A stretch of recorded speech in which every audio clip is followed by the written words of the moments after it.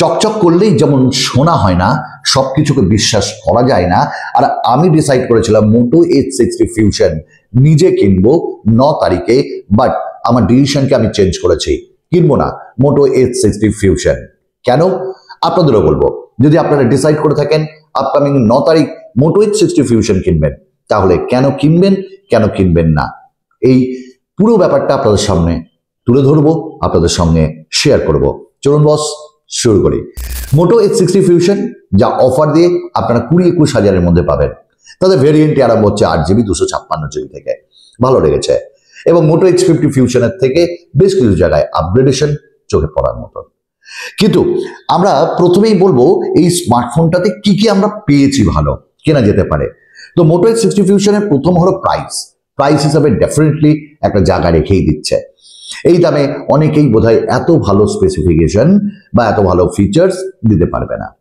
Number 2, এই স্মার্টফোনটাই আমরা যে কোয়াড কার্ভ ডিসপ্লে সেটাও পাচ্ছি, এবং এই কোয়াড কার্ভ 6.7 ইঞ্চেসের উইথ 120 হার্টসের মানে refresh rate, 1.5K resolution, HDR10+ এর সাপোর্ট, তার সঙ্গে 4500 নিটসের পিক ব্রাইটনেস এবং গরিলা গ্লাস 7i এর প্রোটেকশন। তো ডিসপ্লে এক কথাই ভালো, বেশ টল, বেজেল লেস প্রাই, অলওয়েজ এই আমরা ইন ডিসপ্লে ফিঙ্গারপ্রিন্ট স্ক্যানারও পাচ্ছি।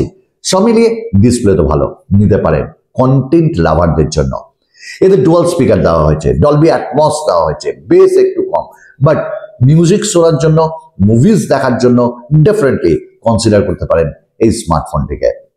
আমরা নেক্সট যেটা ভালো পেয়েছি সেটা হলো যে এইখানটায় যে লেদার ফিনিশিং সেটা ঠিক আছে, কিন্তু এই লেদারকে দিয়েই আবার একটা কনসো আছে, আমি একটু পরে বলছি।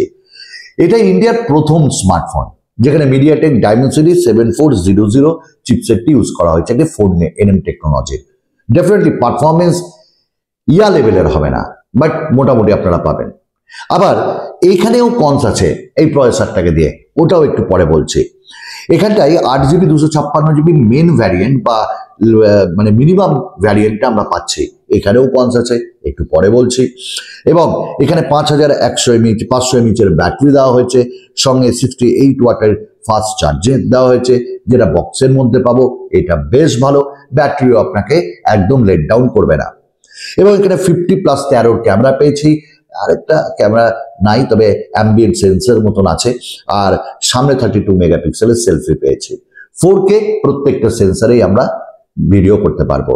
এবং এইখানে 3 ইয়ার্সের মেজর আপডেট, 4 বছরের সিকিউরিটি প্যাচ আপডেট পাবো। এগুলো ভালো দিক, আপনি ডেফিনেটলি নিতে পারেন। এবং মোটোর যে হ্যালো ইউআই সেটাও বেশ ভালো, অ্যাডস থাকে না, ক্লিন ইউআই।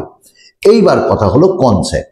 দেখুন, প্রথম কনস যেটা লেগেছে, লেদার ব্যাগ খুবই ভালো, বাট লেদার ব্যাগের খারাপও আছে, এত হালকা কালার্স বের করেছে, যখন তখন নোংরা হবে, আপনাকে বারবার পরিষ্কার করতে হবে। আর যদি এর সঙ্গে একটা ব্যাক কেস দিত, যেমন মোটরোলা প্রত্যেকটা স্মার্টফোনে ব্যাক কেস দেয়, ইভেন 13,000 টাকার স্মার্টফোনেও তারা ব্যাক কেস দেয়, ব্যাক কেস প্রোভাইড করেনি কেন? Cost cutting. তাহলে ব্যাক কেসটা দেওয়া উচিত ছিল, তাহলে তোমরাও তো অন্যান্য স্মার্টফোন ব্র্যান্ডের মতন হয়ে গেলে। তো ব্যাক কেসটা দিলে পরিষ্কার পরিচ্ছন্নতা থেকে আমরা মুক্ত হতাম। আরো ব্যাপারটা হলো যে আপনি চট করে আজকে কিনে মোটর স্মার্টফোন, কালকে যদি ভাবেন যে অ্যাক্সেসরিজ কিনে নেবেন ওই মডেলটার, পাবেন না। না আপনি তার ব্যাক কেস পাবেন, না আপনি তার যে ফ্রন্টে আমরা প্রোটেক্টর লাগাই সেটা পাবেন না বস। তো এইটা একটা আমার মেজর কনস লেগেছে। আপনাদের কি মনে হয়? এতটুকুন দেখলেন ভিডিও, যদি কোথাও ভালো লাগে তাহলে অবশ্যই সাবস্ক্রাইব করুন, যদি না করে থাকেন লাইক করুন, কমেন্টস করুন, ভালো না লাগলে অবশ্যই ডিসলাইক করুন, আপনার ভালো না লাগার কারণটাও আমাকে জানতে দিন। নেক্সট যেটা আমার মনে হয়েছে যে প্রসেসর তো ঠিক আছে, কিন্তু প্রসেসরেও তো একটা লিমিট আছে, কারণ আমরা এখানটায় যে গেমিং 60 FPS এইখানটাতেই আমাদের থেমে থাকতে হবে। এইটা তো একটা মানে 90 FPS এর গল্প আমরা শুনতে পাবো না, এটা একটা ড্রব্যাক। যারা গেমার্স তাদের জন্য ভাববে, গেমার্সরা গেম খেলার জন্য। এবার ইউএমসিপি যে টেকনোলজি সেটা ইউজ করা হয়েছে, কেন এত দাম দিচ্ছি? অন্যান্যরা আমাদের দিচ্ছে UFS 3.1 অ্যাটলিস্ট, আমরা এখানে UFS 2.2 স্টোরেজ টাইপ পাচ্ছি। ওয়েল, UFS 2.2 তাও ঠিক আছে, তবে আমার মনে হয়েছিল যে তারা প্রত্যেকবার এটা করে, একটু বাড়ানো উচিত ছিল। ইভেন আমরা LPDDR4X RAM টাইপও পাচ্ছি, মানে খুব ফাস্ট পারফরমেন্স কিন্তু আমরা এখানটায় পাবো না। ডে টু ডে ইউসেজ হালকা ফুলকা আমরা করতে পারবো। যে বলবে ভিডিওতে হেভি ইউসেজ করতে পারবেন না, রং কথা দাদা, আপনি বিশ্বাস করুন, বাস্তবতার মাটিতে পা দিন। ইভেন মোটো H60 ফিউশনে কোনো অলওয়েজ অন ডিসপ্লে দেওয়া হয়নি। আমার মনে হয় আজকের ডেটে প্রত্যেকটা স্মার্টফোন ব্র্যান্ডেই এই অলওয়েজ অন ডিসপ্লের ব্যাপারটা খেয়াল রাখে, কারণ এগুলো নিডস। এবং সব থেকে বড় কথা যে 13 মেগাপিক্সেলের আল্ট্রা ওয়াইডের আমি কিছু রিভিউ দেখছিলাম, তার ক্যামেরা কোয়ালিটি কিন্তু যে খুব ভালো তা কিন্তু নয়।